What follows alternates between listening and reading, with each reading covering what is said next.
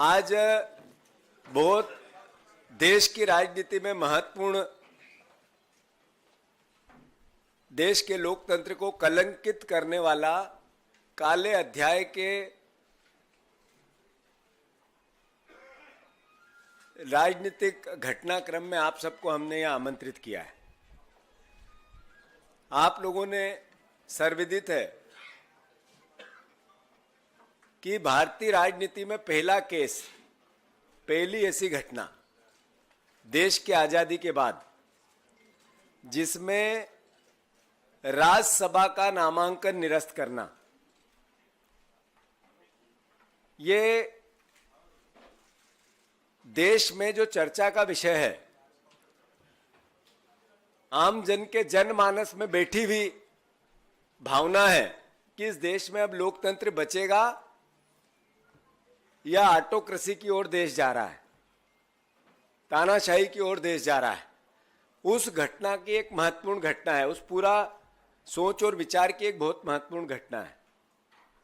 मध्य प्रदेश के संदर्भ में आज सिर्फ कमलनाथ जी एक एमएलए हमारे यहाँ, वो उपस्थित नहीं है, बाकी 61 के 61 एमएलए यहाँ पर उपस्थित हैं। हमें 58 एमएलए की आवश्यकता थी। भारतीय जनता पार्टी ने नैरेटिव सेट किया। 10 विधायक कम होने के बाद भी, और जो निर्दलीय भी इसमें, वो भी हमारे ही संग थे, जो दूसरी पार्टी एक दो है वो भी हमारे साथ थी। मूल भावना ये है कि हमारे विधायकों की एकजुटता और जिस उत्साह और एग्रेशन से पूरा घटनाक्रम राज्यसभा का चला, उससे भयभीत हो गए नरेंद्र मोदी, भयभीत हो गए मध्य प्रदेश की भारतीय जनता पार्टी का पूरा नेतृत्व, और अंतोगत्वा उन्होंने वो क्राइम कर दिया, वो अपराध कर दिया जो सरपंच के चुनाव में, जनपद के चुनाव में, गांव-गांव, गली-गली, इस तरीके के छोटे चुनाव में जो घटनाक्रम होते रहते हैं, उस तरीके का सबसे उच्च सदन में राज्यसभा का नामांकन निरस्त करना। लोकतंत्र के चौथे स्तंभ की जब आपके सामने हम भावना व्यक्त करता है, पूरा देश करता है, सारे बुद्धिजीवी करते हैं, संविधान भी करता है, तो आस भी करता है लोकतंत्र के चौथे स्तंभ से कि इस पूरी घटनाक्रम को निष्पक्षता से आप देश की जनता के बीच में लेके जाएं। हम अलग अलग अपनी बातें कहेंगे, पर मैं सबसे पहले आदरणीय नेता प्रतिपक्ष उमंग सिंगार जी से आग्रह करता हूं कि वो अपनी बात कहेंगे, और फिर मीनाक्षी जी इसको थोड़ा एक्सप्लेन करेगी पूरे घटनाक्रम को, फिर हरीश चौधरी जी बोलेंगे। अच्छा, पहले मीनाक्षी नटराजन जी एक्सप्लेन करेगी। हमारे माननीय प्रदेश कांग्रेस के अध्यक्ष और हमारे सम्मानित नेता प्रतिपक्ष, पार्टी के समस्त वरिष्ठ नेतागण, हमारे एआईसीसी के मध्य प्रदेश के लिए प्रभारी और मेरे साथ सांसद रहे हरीश चौधरी जी, हमारे सभी बहुत सम्मानित मीडिया के बंधुगण, हमारे तमाम बहुत सम्मानित विधायक साथीगण और पूर्व विधायकगण, हमारे दिल्ली प्रदेश कांग्रेस कमेटी के सम्मानित अध्यक्षगण और हमारे एआईसीसी के तमाम सचिवगण, सभी मीडिया के सम्मानित उपस्थित बंधुओं, क्योंकि मामला सब जुडिस है, न्यायालय के अधीन है और आज भी माननीय उच्चतम न्यायालय में इसको सुना जा रहा है, तो मैं बहुत विस्तार में और सारे कानूनी पहलुओं पर आज बात नहीं करूंगी, क्योंकि वो आज उस पर चर्चा करना उचित नहीं है। मगर एक चीज ऑलरेडी पब्लिक डोमेन में है, और अब क्योंकि वो इलेक्शन कमीशन की साइट पे उपलब्ध है, तो वो वैसे भी आप सबके सामने है, उसकी बात जरूर मैं रखूंगी, और मेरे एक साथी को मैं अनुरोध करूंगी कि वो स्लाइड के रूप में यहाँ पर उसको चलाएं। जो सारे मामले की जड़ है वो चल गया है, फॉर्म 26 है। ये कहा गया कि मेरे द्वारा फॉर्म 26 में बात को दर्ज नहीं किया गया और तथ्य को छुपाया गया। अब उसके जो सवाल हैं वो आपके सामने हैं। राजनीतिक दल का ब्यौरा देना है, मतदाता सूची में जो उम्मीदवार का क्रमांक है वो ब्यौरा देना है, उम्मीदवार का फोन नंबर और जो भी उसकी आइडेंटिटी है, ईमेल अकाउंट है, वो उसकी जानकारी देनी है, पैन और आयकर के रिटर्न के बारे में विवरण देना है, संपत्ति और अन्य चीजों के बारे में विवरण देना है। लेकिन मोस्ट इंपॉर्टेंट बात जिस पर यह सारी बात शुरू हुई वो ये है कि अगर कोई लंबित आपराधिक मामला है तो उसकी जानकारी देनी है, और अगर कोई दंडनीय अपराध में दोषी ठहराए गए हैं तो उसकी जानकारी देनी है। जाहिर है कि इन सब चीजों पर मैंने लिखा कि ये मुझ पर लागू नहीं है, क्योंकि मुझ पर एक लीगल नोटिस है। वो लीगल नोटिस के पूरी कानूनी जानकारी मैंने मेरे ईसीआई को जो मेमोरेंडम दिया उसमें रखा। आज सुप्रीम कोर्ट में भी वो बात रखेंगे। मात्र एक लीगल नोटिस है जिसका अब तक अदालत ने संज्ञान तक नहीं लिया, कॉग्निसेंस तक नहीं लिया, वो मैटर है। तो अब इसको दर्ज करने के लिए कॉलम कहां था, ये क्लैरिटी होनी चाहिए। फॉर्म 26 में ऐसा कोई कॉलम नहीं है जिसमें लिखा जाए कि रैंडम कोई प्राइवेट कंप्लेंट के भी बारे में सूचना दीजिए। अगर वो ऐसा कोई कॉलम होता तो हम ये सूचना जरूर देते। इतना ही मैं अपनी ओर से कहूंगी, क्योंकि ये दोनों ही मामले, लीगल नोटिस और आज जो सुप्रीम कोर्ट में सुनवाई है, वो ये सब मामले वहां आज सुने जाएंगे। तो इस पर इसके अलावा और कुछ बोलना मेरे लिए आज वो ठीक नहीं होगा। वो सुप्रीम कोर्ट की जो गरिमा है उसके भी साथ ठीक नहीं होगा। मगर ये डॉक्यूमेंट क्योंकि पब्लिक डोमेन में है, मेरा एफिडेविट पब्लिक डोमेन में आप सबके पास ऑलरेडी होगा, इसलिए मैंने अपनी ओर से ये बात आपके समक्ष रखी, ताकि ये किसी प्रकार की डिस्क्रिपेंसी ना हो कि फॉर्म में कोई कमी रह गई थी या कोई जानकारी छुपाई गई थी। कोई भी जानकारी छुपाई नहीं गई, जो कि मांगी गई। जो भी जानकारियां मांगी गई वो सारी जानकारियां फॉर्म 26 के तहत दी गई। मैं इतना ही अपनी ओर से कहूंगी। आदरणीय साथियों, मूल भावना मीनाक्षी जी के पूरे वक्तव्य की यह है कि जो फॉर्म में लीगल डॉक्यूमेंट्स मांगे जाते हैं 100% वो दिए गए, 110% वो दिए गए। कोई किसी प्रकार की फॉर्म से संबंधित कोई चूक नहीं थी। आदरणीय नेता प्रतिपक्ष उमंग सिंगार जी से मैं आग्रह करता हूं वो अपनी बात करें।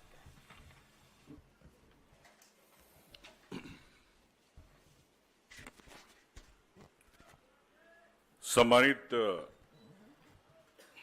प्रभाजी जी, सम्मानित अध्यक्ष जी, सम्मानित मीनाक्षी जी, सम्मानित कांग्रेस के वरिष्ठ नेतागण मध्य प्रदेश के, सम्मानित विधायक, सम्मानित पत्रकार बंधुओं, निश्चित तौर से ये चुनाव देश का ऐसा चुनाव जो इस इतिहास को शायद बदल सकता है। अब किस स्थिति में किस करवट इतिहास बनेगा,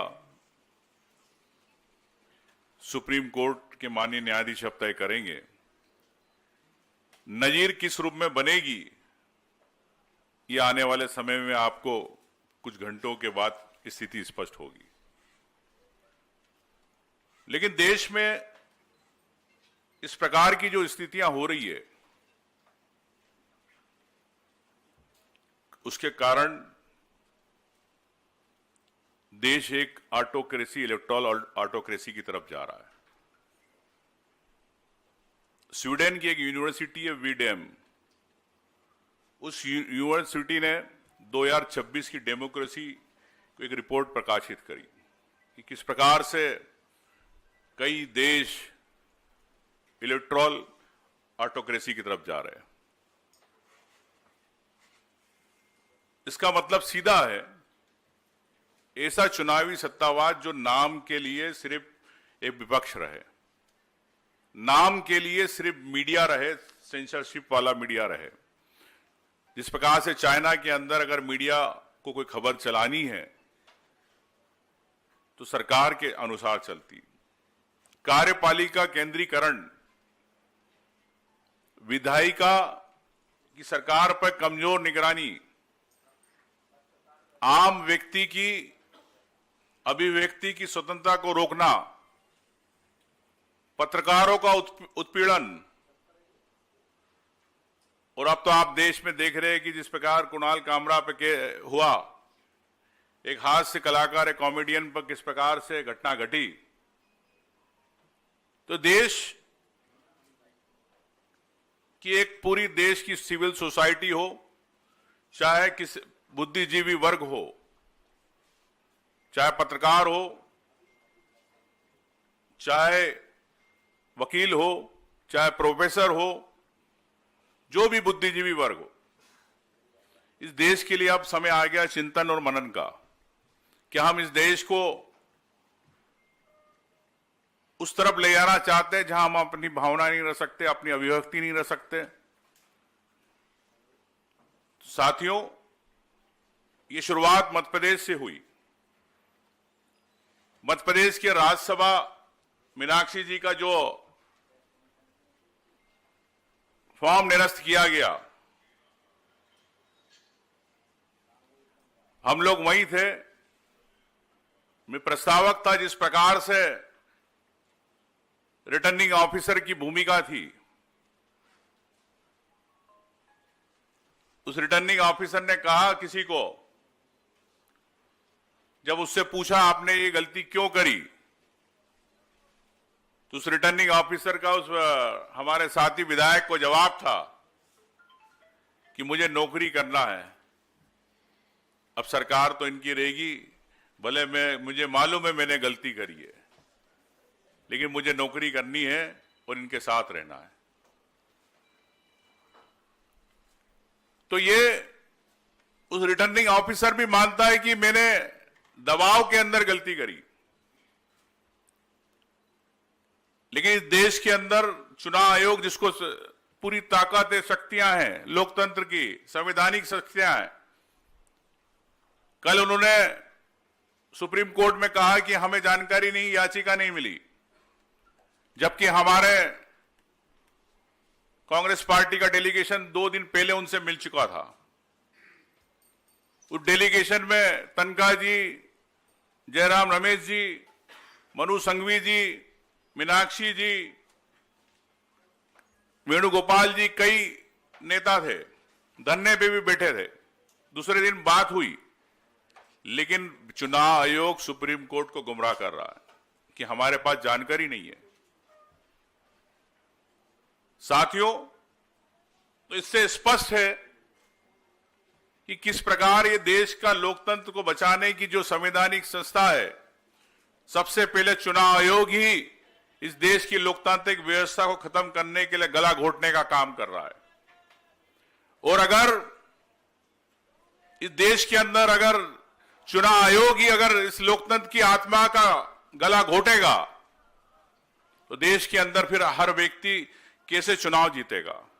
आज प्रश्न यह है, जिस प्रकार से भारतीय जनता पार्टी चाहती है कि चुनाव ना हो, हमारे मध्य प्रदेश के अंदर सहकारिता के चुनाव नहीं हुए, मंडी के चुनाव नहीं हुए, कई सालों से 10-10 साल हो गए, और यही अब एक शुरुआत है कि अभी तक आपने देखा है कि वोट चोरी देखी है, अब आपने सीट चोरी पहली बार देखी है। तो ये सीट चोरी, मध्य प्रदेश की एक सीट चोरी हुई है, लेकिन अब रिटर्निंग ऑफिसर की इस प्रकार की अगर मनमानी रहेगी, तो हिंदुस्तान का कोई भी व्यक्ति विधायक का चुनाव लड़ेगा, सांसद का चुनाव लड़ेगा, अगर उसका किसी ने किसी दूसरे राज्य के अंदर कहीं कंप्लेंट करी है, परिवारवाद लगाया, उसको सिर्फ सूचना मिली है, उस आधार पर उसका फॉर्म रिजेक्ट हो सकता है। ये एक नई व्यवस्था दी जा रही है देश के अंदर।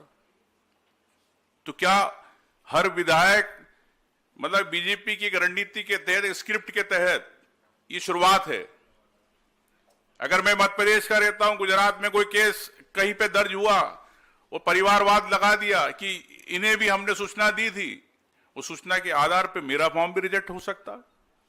तो हिंदुस्तान के हर विधायक, हर सांसद का पर्चा निरस्त हो सकता है अगर रिटर्निंग ऑफिसर की इस प्रकार की मनमानी रहेगी, जो कानून के खिलाफ, सुप्रीम कोर्ट के खिलाफ, चुनाव आयोग के नियमों के खिलाफ जिस प्रकार से निर्णय आया है। तो मैं समझता हूं कि कांग्रेस की राजनीतिक लड़ाई नहीं है ये हर व्यक्ति के अधिकारों की लड़ाई है, जिसमें कांग्रेस की भूमिका तो है, लेकिन मैं समझता हूं कि हर व्यक्ति को आगे आना होगा। साथियों, हमें माननीय राज्यपाल महोदय से भी हमने समय मांगा था, सम्मानित हमारे विधायकों ने, राष्ट्रपति महोदया से माफी चाहता हूं। तो कल शाम तक हमें कहा गया कि हम समय दे रहे हैं। उनके सेक्रेटरीट में हमेशा 5-6 बार बात हुई, लेकिन राष्ट्रपति महोदय ने आज सुबह जो उनके वहां से सेक्रेटरीट से आया कि उनके पास समय की कमी है, इसलिए हम नहीं दे सकते। ये मेल आया 10/27 पे, मुझे अभी मेल मिला है। तो साथियों, ये देश की राष्ट्रपति है जिनके सामने हम समझते हैं कि देश की राष्ट्रपति है, जो किसी दल से नहीं जुड़ी है, लेकिन जिस प्रकार से वो काम कर रही है,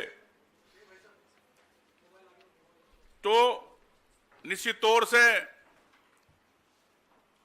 एक हमें दुख की बात है कि प्रदेश के पूरे 61 विधायक आए हैं।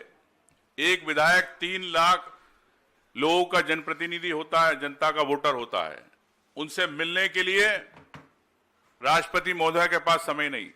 तो ये एक उदाहरण है कि किस प्रकार से देश के तानाशाही की ओर चल रहा है। लेकिन मैं समझता हूं कि ये मीनाक्षी जी का जो फॉर्म निरस्त हुआ, ये उनका एक फॉर्म नहीं, ये हर व्यक्ति का जो चुनाव लड़ना चाहता है उसके फॉर्म से जुड़ा है। कल से आने वाले में क्या स्थिति होने वाली है, किस प्रकार से रशिया और चाइना के रूप में एक नाम की डेमोक्रेसी के लिए देश बढ़ रहा है। मैं समझता हूं कि साथियों, हम सबको इस लोकतंत्र को बचाने की आहुति में सबको सहयोग करना चाहिए। इसीलिए हम माननीय सब विधायक सभी आज राष्ट्रपति महोदय से गुहार के लिए आए थे, लेकिन उनको देश की शायद चिंता नहीं है, देश के लोकतंत्र की चिंता नहीं है। यही मैं कहना चाहता हूं। धन्यवाद।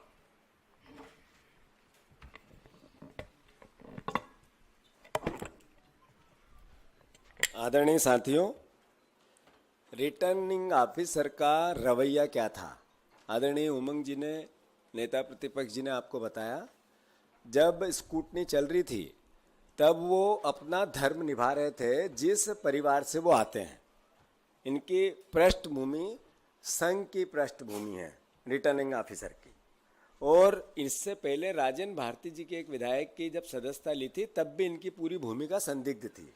कल जब नया तीनों निर्विरोध निर्वाचित राज्यसभा के सांसद किए, 9 बजे से 8:30 बजे वो ऑफिस पहुंचकर अपने काम पे लग गए थे। यानी जो रिटर्निंग ऑफिसर है उसने जितना बड़ा क्राइम किया, ये देश के इतिहास के लोकतांत्रिक व्यवस्था में काला धब्बा है। उमंग जी ने इस भावना को आप सबके सामने व्यक्त किया। दूसरा, हमने उसी रात को सारे विधायक केंद्रीय निर्वाचन का भोपाल कार्यालय पे हमारी आपत्ति दर्ज कराने गए। 6 घंटे तक हम सोते रहे, वहीं पे वीडियो विजुअल आए। सुबह उन्होंने कहा कि आप सुबह हम आपसे 11 बजे मिलेंगे। उसी समय वेणुगोपाल जी के नेतृत्व में यहाँ प्रतिनिधिमंडल गया, मीनाक्षी जी भी उसमें थी। वहाँ भी जो आवेदन, जो हमने तथ्य रखे, उस पर कोई किसी प्रकार का वापस रिपीट हमें कोई संज्ञान नहीं लिया गया, ना हमें कोई निर्देश दिया गया, ना कोई किसी प्रकार की कार्रवाई की। या तो रिजेक्ट करते या सिलेक्ट करते या उसको एक्सेप्ट करते, दोनों नहीं किया गया। ये पूरा रवैया क्या है? ये पूरा रवैया है कि लोकतंत्र को मोदी ने मार दिया,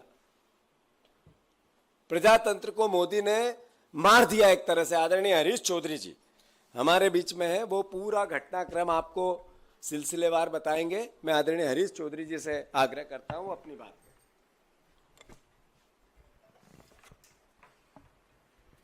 नमस्कार साथियों, अभी तक देश में सामने ये सवाल है, क्या देश ऑटोक्रेसी की दिशा में जा रहा है? आज देश को इस सवाल का उत्तर मिल गया है।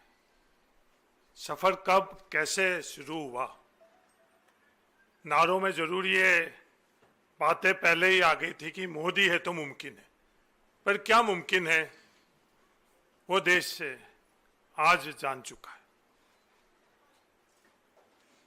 चुनाव आयोग संवैधानिक व्यवस्था के तहत निष्पक्ष होना चाहिए। प्रधानमंत्री, नेता प्रतिपक्ष, सुप्रीम कोर्ट के चीफ जस्टिस के माध्यम से उनका चयन होना, उस व्यवस्था को बदलकर सुप्रीम कोर्ट के चीफ जस्टिस के जगह प्रधानमंत्री द्वारा नियुक्त किया गया मंत्री, जिससे संवैधानिक संस्थाएं निष्पक्ष की जगह एक पक्षीय हो जाए। इस व्यवस्था के परिवर्तन के बाद में जो सरकार चाह रही है उनकी ही नियुक्ति हो रही है। केंद्रीय चुनाव आयोग से लेकर ये सफर मध्य प्रदेश चुनाव आयोग तक, देश ऑटोक्रेसी की तरफ आ चुका है। कृषि बिल के वक्त जो देश ने देखा, सदन में वोटिंग भी नहीं कराई गई। जो सदन में उस कुर्सी पर बैठकर जो न्याय देश को देना था, वो न्याय उस दिन नहीं मिला। और आज देश देख रहा है कि तमाम संवैधानिक व्यवस्थाओं को समाप्त कर दिया गया। इस देश के सामने दो मॉडल है। अब देश को तय करना है कि वो कौन सा मॉडल को सही मानता है। एक मॉडल है संवैधानिक मॉडल, संवैधानिक व्यवस्था, जिसके अंतर्गत राज्यसभा चुनाव में मीनाक्षी नटराजन ने नामांकन दर्ज किया। जो भी कानूनन और नियम के तहत, प्रावधानों के तहत नामांकन पत्र भरना चाहिए, वो तमाम 100% पूर्ति मीनाक्षी नटराजन ने करी। उसके बावजूद उसको रद्द किया गया। ये सवाल कि इस तरह के शो कॉज नोटिस सिर्फ मीनाक्षी नटराजन को दिया गया और भी कईयों को दिया गया। आज देश के केंद्रीय मंत्रिमंडल में बैठे हुए लोगों के भी शो कॉज नोटिस मिले हुए हैं। लोकसभा के अंदर, राज्यसभा में बैठे हुए सांसदों को भी शो कॉज नोटिस मिले हुए हैं, लीगल नोटिस मिले हुए हैं। बहुत बड़ी तादाद में विधायकों को भी मिले हुए हैं। पर किसी ने भी इसको का उल्लेख क्यों नहीं किया? क्योंकि इस तरह की व्यवस्था ही नहीं है। कहां उल्लेख करते हैं? कोई स्पष्ट तो करे। किसी भी कानून विद से बात करें तो कोई भी इस व्यवस्था को जानता है, और हर पत्रकार भी जानता है, और देश का नागरिक भी जानता है। जब ऑटोक्रेसी आई इस देश में, तो दूसरा मॉडल मोदी है तो मुमकिन है, नरेंद्र मोदी जी का मॉडल है। उसकी तुलना आज देश को करनी चाहिए। एक तरफ संवैधानिक मॉडल के तहत, व्यवस्थाओं के तहत मीनाक्षी नटराजन का फॉर्म भरना और उसको रिजेक्ट करना। रिजेक्ट करने वाले जो आरोप थे वो निष्पक्ष नहीं। और दूसरा मॉडल जो मोदी मॉडल है, उसके अंतर्गत बहुमत नहीं होते हुए भी संसद के अंदर लोगों की आवाज नहीं पहुंचकर पूंजीपतियों की आवाज कैसे पहुंचे। झारखंड में एक बड़े कॉर्पोरेट घराने के नुमाइंदे कैसे पहुंचे, जिन्होंने अपना गलत फॉर्म भरा, निष्पक्षता की जगह, जो उनके अधिकार क्षेत्र में नहीं है। झारखंड के आरओ को जो फॉर्मेट है, उस फॉर्मेट में भी भरा नहीं गया। जो त्रुटियां थी, वो त्रुटियां को सुधारने का भी अवसर नहीं मिलना चाहिए। पर उस फॉर्मेट को बदलवाना, उन त्रुटियों को बदलकर उनका फॉर्म स्वीकार करना, आज देश के सामने इस ऑटोक्रेसी का इससे ज्यादा बड़ा उदाहरण कुछ भी नहीं हो सकता है। अब देश को तय करना है कि ये देश संविधान के माध्यम से चले या नरेंद्र मोदी जी के मॉडल, जो ऑटोक्रेसी का मॉडल है, उसके माध्यम से चले। सिर्फ भ्रम भ्रांति और गलत प्रोपोगंडा के माध्यम से अपनी ऑटोक्रेसी को जायज ठहराना क्या देश हित में है या नहीं है। हर तरह की जब संस्थाएं के अंदर इस तरह की व्यवस्था है, उन संस्थाओं के माध्यम से देश, हर वर्ग, सिर्फ जनप्रतिनिधि के माध्यम से नहीं, हर वर्ग चाहे आज छात्र होए, उन संस्थाओं को आज समाप्त कर दिया गया ऑटोक्रेसी की सोच से। जो जीतू पटवारी जी ने कहा है मोदी है तो मुमकिन है, आज उनकी कीमत क्या देश के छात्रों को चुकाने पड़ रही है, वो सीबीएसई और नीट, क्योंकि उन संस्था में बैठे हुए लोग योग्य नहीं है, निष्पक्ष नहीं है उन संस्थाओं में। इसलिए आज देश की शैक्षणिक व्यवस्था, शिक्षा व्यवस्था समाप्त हो गई। किसानों के साथ क्या हालात है, किसानों को अपने उपज के संदर्भ में दर दर भटकना पड़ता, कोई खरीद नहीं रहा है। आज किसानों की जो न्यूनतम आवश्यकता है खाद, वो नहीं मिल रही है। उस ऑटोक्रेसी के कारण आज देश सिर्फ और सिर्फ, आज किसी और का बहाना हम लोग नहीं बना सकते। युद्ध का बहाना बना के संदर्भ में जो प्रोपोगंडा हो रहा वो सच्चाई नहीं है। नरेंद्र मोदी जी की गलत नीतियों के कारण, जिसके कारण देश को तेल मिल सकता था, मिल रहा था रशिया से और ईरान से, नरेंद्र मोदी जी के कारण आज देश को तेल भी नहीं मिल रहा है। कोई भी ऐसा क्षेत्र जिसमें मोदी है तो मुमकिन है, तो हर क्षेत्र को रौंद दिया गया। और उसी क्रम के अंदर आज इस मॉडल के तहत मीनाक्षी नटराजन जी का भी नामांकन खारिज कर दिया गया। आपके मार्फत से मैं देश को यही निवेदन करना चाहता हूं, ये कांग्रेस लड़ाई लड़ रही है सिर्फ राहुल गांधी और उनके साथियों का संविधान बचाने की लड़ाई नहीं है। इस लड़ाई में किसी भी विचारधारा को मानने वाला देश का नागरिक, उसको यह लड़ाई लड़नी पड़ेगी। देश को बचाना, संविधान को बचाना है। और ये प्रोपोगंडा और मिथ्या और झूठ फैलाना की जो प्रयास किया जा रहा है, वो सच्चाई देश के लोग जाने, ये मेरा आपके मार्फत से देश को कहना है। धन्यवाद। साथियों, चूंकि नेता प्रतिपक्ष जी हमारे सारे विधायक आए हैं, तो अंत में जब हमारे सवाल जवाब होंगे उसके बाद हमारे नेता प्रतिपक्ष जी हमें कोई आदेश देंगे, उसकी हम सब विधायक मिलकर पालना करेंगे। आदरणीय हरीश चौधरी जी ने ये कहा कि देश में अगर युवाओं के अधिकारों का हनन हो रहा है तो अल्टीमेटली मोदी के कारण हो रहा है। अगर लोकतांत्रिक व्यवस्था चरमरा गई, समाप्त हो गई, तो इसके पीछे मोदी ने देश का वातावरण ऐसा बना दिया। मोदी है तो मुमकिन है, उसकी जगह मोदी ने देश के हर वर्ग को एक तरह से मार डाला। मोदी के कारण देश में इतनी व्यथा बन गई कि जिसका कोई तुलना नहीं की जा सकती। आदरणीय मीनाक्षी जी चूंकि अपने कोर्ट रूम में है तो ज्वाइन कर लो, कर लो। अंत में मैं आप सबसे ये कहना चाहता हूं कि वोट चोरी, फिर सीट चोरी, फिर विधायक चोरी, सांसद चोरी, चुनाव चोरी। एक मुकेश मल्होत्रा जी हैं, उनसे मेरा आग्रह है कि वो आगे आ जाए। मुकेश मल्होत्रा, ये आदिवासी विधायक हैं। ये उपचुनाव में 10,000 से ऊपर जनरल सीट पे जीते। इधर आ जाओ मुकेश मल्होत्रा जी। और कैबिनेट मंत्री को इन्होंने हराया। ये राज्यसभा चुनाव का क्राइम कोई फॉर्म भरा जब से घटनाक्रम जारी नहीं हुआ। अभी एक मिनट इधर जाओ। राज्यसभा का चुनाव आज से, जिस दिन फॉर्म भरा उस दिन से क्राइम चालू नहीं हुआ है।